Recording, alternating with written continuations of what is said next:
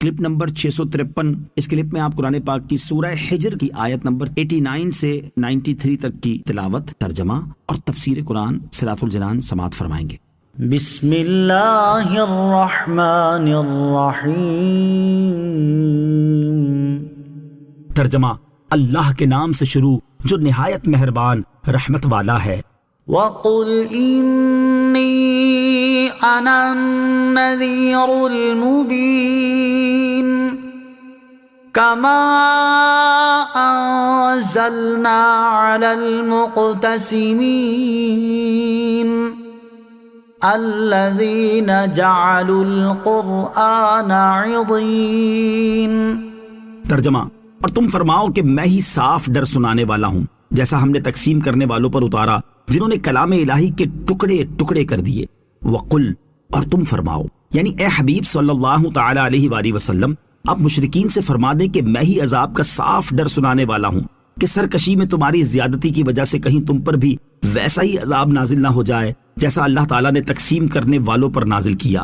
الذین، جنہوں نے، تقسیم کرنے والوں سے کون لوگ مراد ہیں؟ اس بارے میں مفسرین کے متعدد اقوال ہیں۔ نمبر 1، حضرت عبداللہ ابن عباس رضی اللہ تعالیٰ عنہما فرماتے ہیں کہ تقسیم کرنے والوں سے یہودی اور عیسائی مراد ہیں، کیونکہ انہوں نے قرآن پاک کو 2 حصوں میں تقسیم کر دیا، یعنی قرآن کریم کا جو حصہ ان کی کتابوں کے موافق تھا وہ اس پر ایمان لائے اور باقی کے منکر ہو گئے۔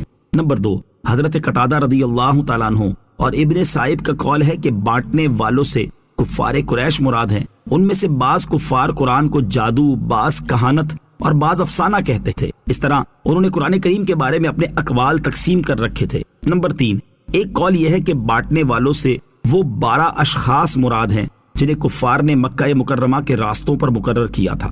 حج کے زمانے میں ہر راستے پر ان میں سے ایک ایک شخص بیٹھ جاتا تھا اور وہ آنے والوں کو بہکانے اور نبی اکرم صلی اللہ علیہ وسلم سے منحرف کرنے کے لیے ایک ایک بات مقرر کر لیتا تھا کہ کوئی آنے والوں سے یہ کہتا تھا ان کی باتوں میں نہ آنا کہ وہ جادوگر ہیں، کوئی کہتا تھا وہ کذاب ہیں، کوئی کہتا وہ مجنون ہیں، کوئی کہتا وہ کاہن ہیں، کوئی کہتا وہ شاعر ہیں۔ یہ سن کر لوگ جب خانہ کعبہ کے دروازے پر آتے تو وہاں ولید بن مغیرہ بیٹھا رہتا، اس سے رسول کریم صلی اللہ تعالی علیہ وسلم کا حال دریافت کرتے اور کہتے کہ ہم نے مکہ مکرمہ آتے ہوئے شہر کے کنارے ان کی نسبت ایسا سنا۔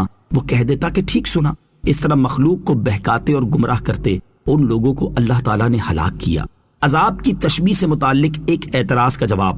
علامہ احمد ساوی رحمۃ اللہ تعالی نے اس مقام پر ایک اعتراض قائم کر کے اس کا جواب دیا ہے۔ وہ اعتراض یہ ہے کہ جس عذاب سے ڈرایا گیا ہے اسے کسی ایسی چیز کے ساتھ تشبیہ دینی چاہیے کہ جو واقع ہو چکی ہو تاکہ اس کے ذریعے نصیحت حاصل ہو۔ حالانکہ جب یہ آیت نازل ہوئی اس وقت تک تو تقسیم کرنے والوں پر کوئی عذاب نازل نہیں ہوا تھا۔ اس کے جواب میں فرماتے ہیں یہاں عذاب کو اس چیز کے ساتھ تشبیہ دی گئی ہے جس کا واقع ہونا یقینی تھا، تو یہ گویا کہ ایسے ہے جیسے واقع ہو گیا اور غزوہ بدر کے دن اس کا وقوع ہو گیا تھا، لہٰذا یہاں تقسیم کرنے والوں کے عذاب کے ساتھ اس عذاب کو تشبیہ دینا درست ہے جس سے ڈرایا گیا ہے۔ فَوَرَبِّكَ لَنَسْأَلَنَّهُمْ أَجْمَعِينَ عَمَّا كَانُوا يَعْمَلُونَ۔